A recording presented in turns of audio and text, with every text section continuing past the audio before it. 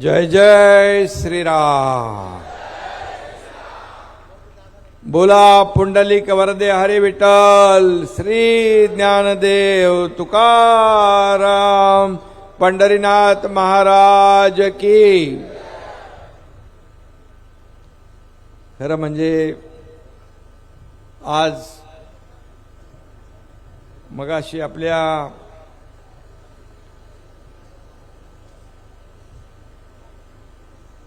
ज्या विश्वनाथ महाराज वारिंगे यांनी भावना ज्या व्यक्त केल्या की खरंच पंढरी इकडे अवतरली असं वातावरण या ठिकाणी झालेलं आहे। आणि आजच्या या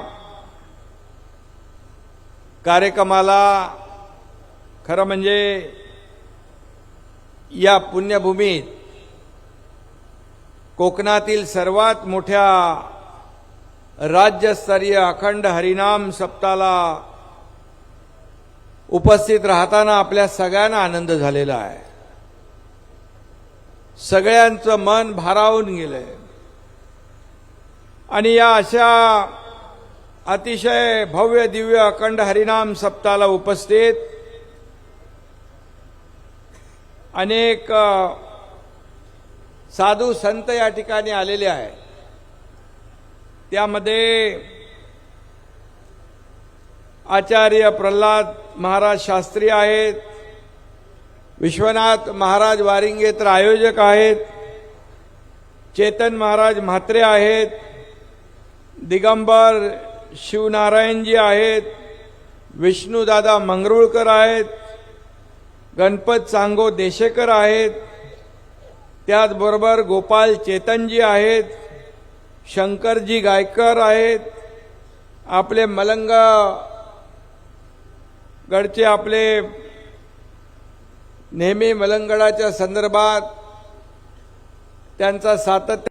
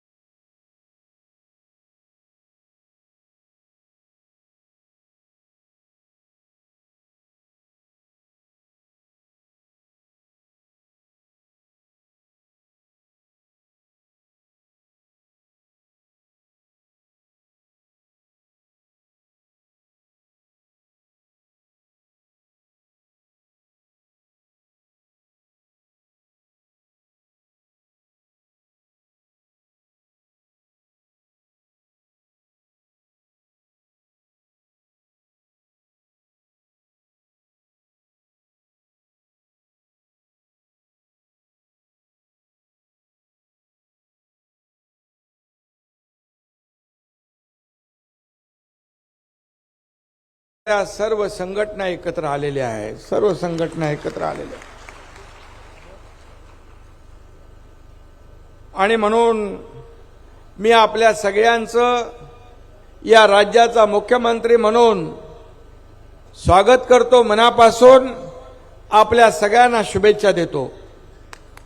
खरं म्हणजे मंच पे बैठे हुए सभी साधु संतों का मैं महाराष्ट्र के मुख्यमंत्री होने के नाते तहे दिल से स्वागत करता हूं, आपका अभिनंदन करता हूं। देवाची या द्वारी उभा क्षण भरी, तेने मुक्ती चारी साधियेला, असं हरिपाठात म्हटलंय. आज मला या वातावरणामध्ये देवाच्या दारी आपण सगळे उभे राहिलोय अशा प्रकारचा भास, अशा प्रकारचं वातावरण, अशा प्रकारचं सर्व तयार झालेलं आहे. अखंड हरिनामाने भारलेल्या या वातावरणात सर्व काही विसरायला लावण्याची ताकद आहे. खरं म्हणजे मी सुरुवात केली तिथून जे चालत चालत इथपर्यंत आलो तर मी सर्वच विसरलो होतो थोडा वेळ, आणि वारकरी मंडळींबरोबर खऱ्या अर्थाने वारकरीच झालो होतो, आणि त्यामुळे मला थोडा वेळ ताण भूक सगळे भान हरपलं होतं. असं वातावरण, असा माहोल आपण तयार केला.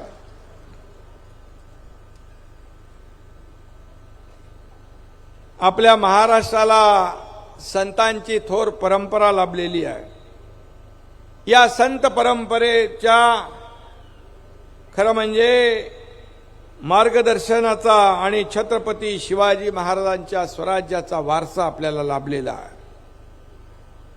आणि म्हणून आपण सर्व संतांचा सन्मान करतो आणि आपण त्यांना प्रेमाची वागणूक देतो.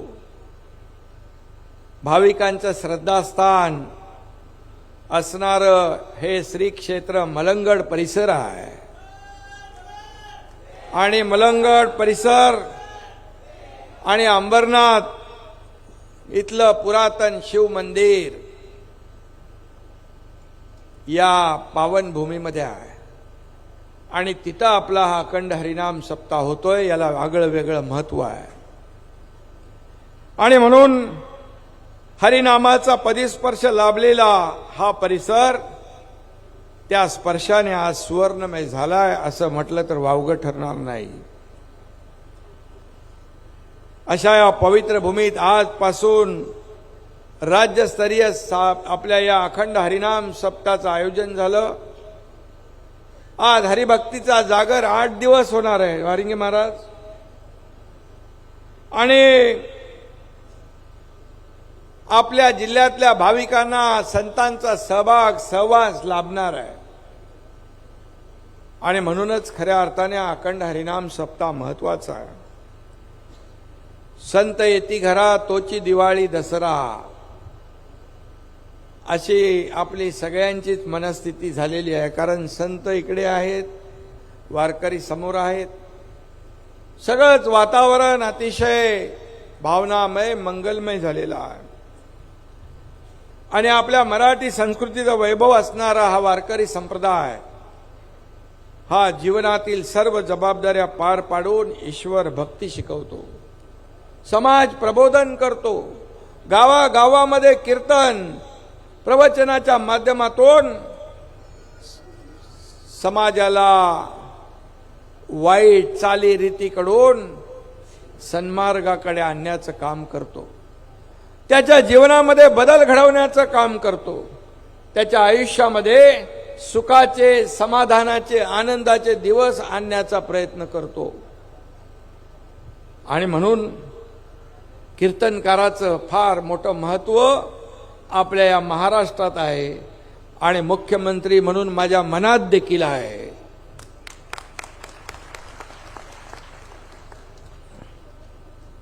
आणि तो सांगतो, अवघाची संसार सुखाचा करीन, आनंदे भरीन तिन्ही लोके, अशी शिकवण देखील हा कीर्तनकार देतो. याच विचारातून दैनंदिन जीवनात सुखी हरिनाम येण्यासाठी, मुखी आपल्या सगळ्यांच्या हरिनाम येण्यासाठी खऱ्या अर्थाने हे हरिनाम सप्ताह गावोगावी आपण आयोजित करत असतो. मला आठवतंय धर्मवीर आनंद दिघे साहेब यांच्या सोबत आम्ही जायचो, आणि कुठलाही अखंड हरिनाम सप्ताह ते कधी चुकवत नसायचे. अगदी आवर्जून ते उपस्थित राहायचे. आणि ते आम्हाला सांगायचे, या धकाधकीच्या आयुष्यामध्ये थोडा का वेळ होईना पांडुरंगाचं नामस्मरण करण्याची संधी आपल्या नागरिकांना या अखंड हरिनाम सप्ताहाच्या माध्यमातून मिळत असते. त्याचे विचार बदलत असतात. चांगले विचार तो आत्मसात करत असतो, वाईट विचार सोडत असतो. आणि म्हणून अखंड हरिनाम सप्त्याची आवश्यक ही काळाची गरज आहे. आणि म्हणून या सप्त्याची परंपरा आपल्या संस्कृतीचा अविभाज्य भाग बनलेला आहे. या परंपरेला अनुसरून आज कोकणातील वारकरी मंडळींच्या पुढाकारातून हा आनंद सोहळा या ठिकाणी साजरा होतोय. कालच इंग्रजी कॅलेंडरच्या प्रमाणे नवीन वर्षाला सुरुवात झाली. वर्षाच्या पहिल्या दिवशी नवीन वर्ष चांगलं जावो, सुखाचं जावो, समृद्धीचं जावो, आनंदाचं जावो, आरोग्याचं जावो अशा शुभेच्छा मी कालच आपल्या महाराष्ट्रातल्या सगळ्या आपल्या जनतेला दिल्या. पण देवदर्शनासाठी देखील मंदिरामध्ये सगळीकडे खूप मोठी गर्दी पाहिली. त्याच्या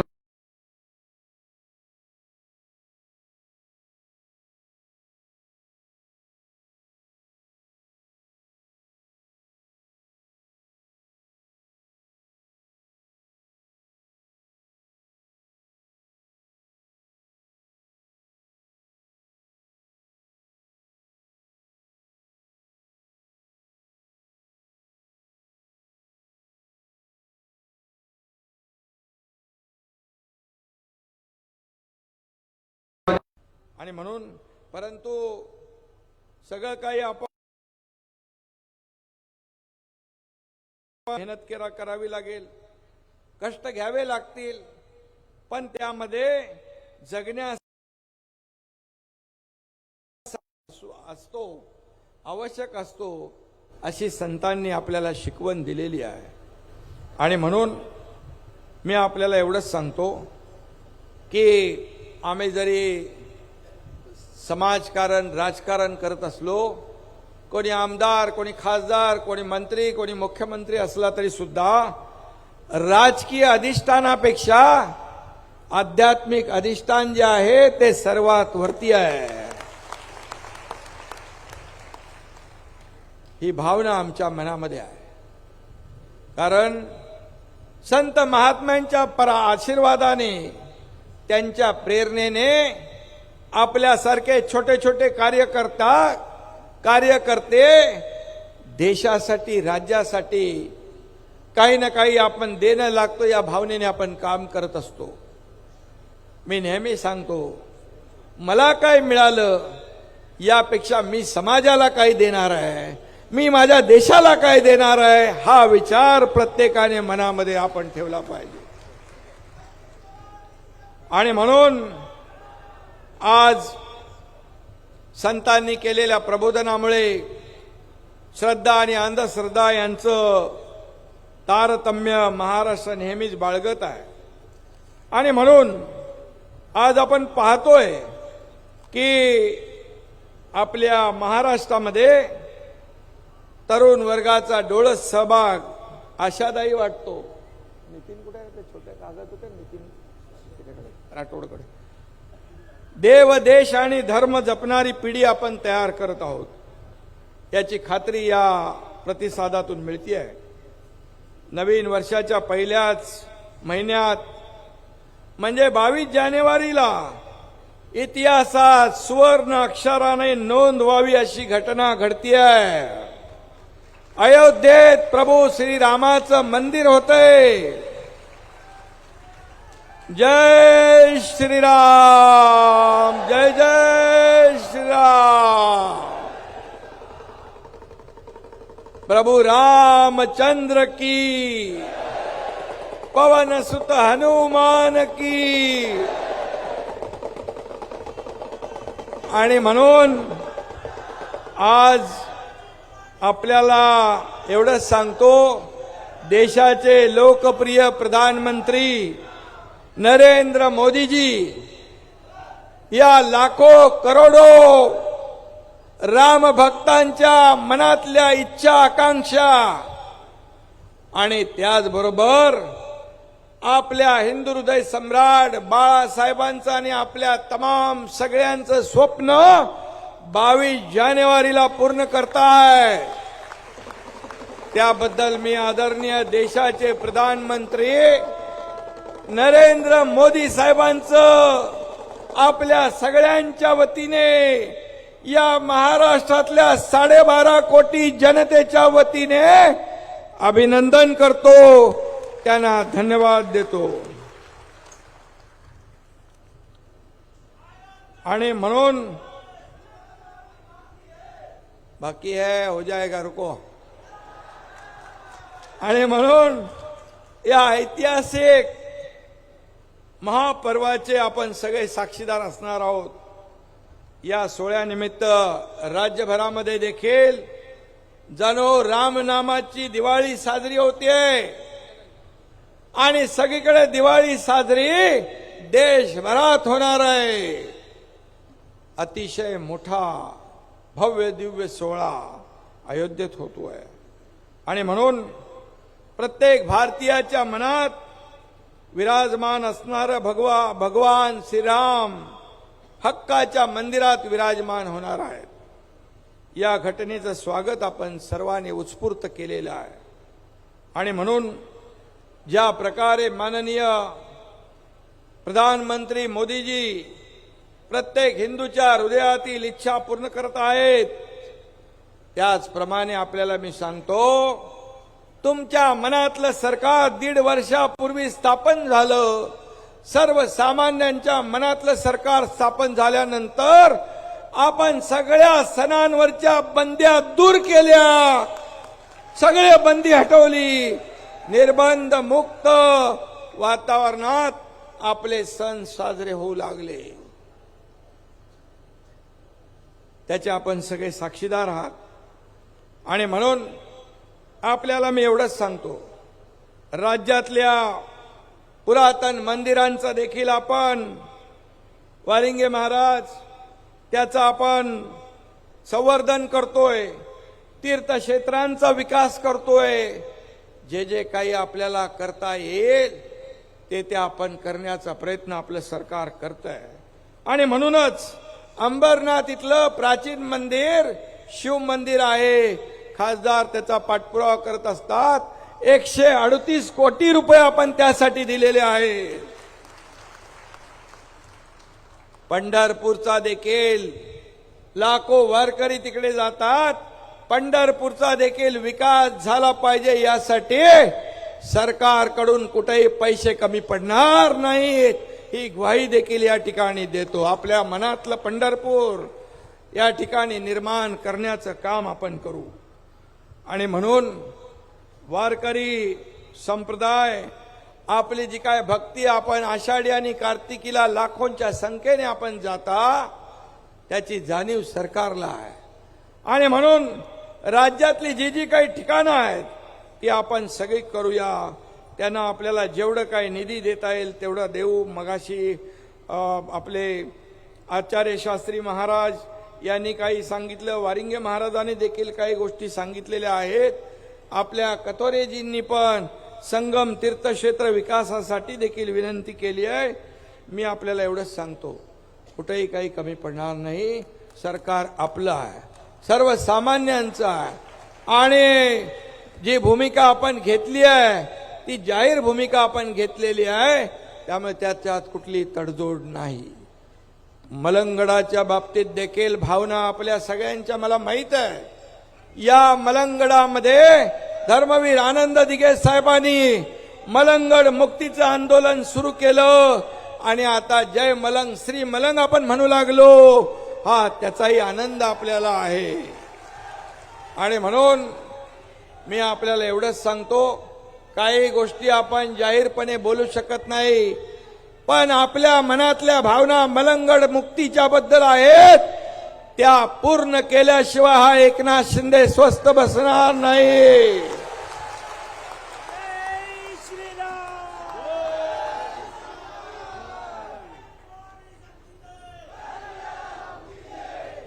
आणि म्हणून मी आपल्याला ज्या काही गोष्टी या महाराष्ट्रामध्ये अनेक वर्ष होत नव्हत्या त्या न बोलता देखील या तुमच्या मुख्यमंत्र्याने करून दाखवलेल्या आहे। शिवप्रताप दिन आठवा। प्रतापगडाचा इतिहास आपल्याला माहित आहे। तिथं देखील काहीतरी मोठ्या प्रमाणावर अतिक्रमण होती, कोणी धाडस करत नव्हतं, परंतु धाडस करण्याची हिम्मत दाखवावी लागते आणि ती बाळासाहेब आणि दिघे साहेबांनी मला शिकवण दिलेली आहे। त्यामुळे मी कुठेही मागे राहणार नाही। आपल्याला एकच सांगतो, आपल्या मनातल्या भावना मला माहित आहेत आणि आजच्या या सर्व वारकरी संप्रदायाच्या अखंड हरिनाम सप्ताहाला मी शुभेच्छा देत असताना मी एवढंच आपल्याला वारिंगे महाराज, आपल्याला आणि आपल्या सर्व वारकरी बांधव भगिनी संप्रदायाला एक विनंती करू इच्छितो। या राज्यामध्ये आपण समाज प्रबोधनाचं काम करता, गावागावामध्ये कीर्तनाच्या माध्यमातून लोकांची मन वळवता, लोकांना दिशा देता, त्यांना चांगले त्यांचे विचार देता, वाईट विचार दूर लोटण्यासाठी, मनातून काढून टाकण्यासाठी मार्गदर्शन करता। माझी आपल्याला विनंती आहे, मी या अधिवेशनामध्ये म्हटलं होतं की आत्महत्याग्रस्त शेतकऱ्यांच्या साठी एक टास्क फोर्स आम्ही बनवला आहे, त्याचं पुनर्गठन आपण करतोय। मला आपल्याकडून अपेक्षा आहे की ज्या ज्या भागामध्ये आत्महत्या होत आहेत त्या भागात देखील आपली कीर्तनं, आपले प्रवचन, अखंड हरिनाम सप्ताह झाले पाहिजेत आणि त्या ठिकाणी देखील त्यांच्या मनात परिवर्तन आणलं पाहिजे। त्यासाठी शासन म्हणून जे जे काही जबाबदारी आहे त्या मी घ्यायला तयार आहोत। एक जरी आत्महत्या आपण कमी करू शकलो तरी सुद्धा सार्थक आहे। त्याच्या मागे त्याचा परिवार असतो, कुटुंब असतं, समाज असतो आणि म्हणून माझी नम्र विनंती, आव्हान आहे की जग मोठं आहे आणि म्हणून आपल्याला चांगले विचार त्यांच्यापर्यंत पोहोचवण्यासाठी आपण देखील एक कार्यक्रम, त्याचं नियोजन करा, एवढी आपल्याला विनंती करतो। आणि पुन्हा एकदा आपल्याला आजच्या अखंड हरिनाम सप्ताहाच्या निमित्ताने मनापासून खूप खूप आयोजकांना शुभेच्छा देतो, मनापासून आपलं सगळ्यांचं अभिनंदन करतो। खासदार मला म्हणाल्याप्रमाणे की इथे तर त्याच्यापेक्षा खूप भव्य दिव्य असा कार्यक्रम पाहायला मिळाला, मला सहभागी होण्याचं भाग्य लाभलं, त्याबद्दल आयोजकांचं मनापासून मी अभिनंदन करतो। आणि व्यासपीठावर मंच पे बैठे हुए सभी साधु संतों को मैं नमन करता हूँ, वंदन करता हूँ और आपका भी फिर एक बार स्वागत करता हूँ। धन्यवाद। जय हिंद, जय महाराष्ट्र, जय श्री राम।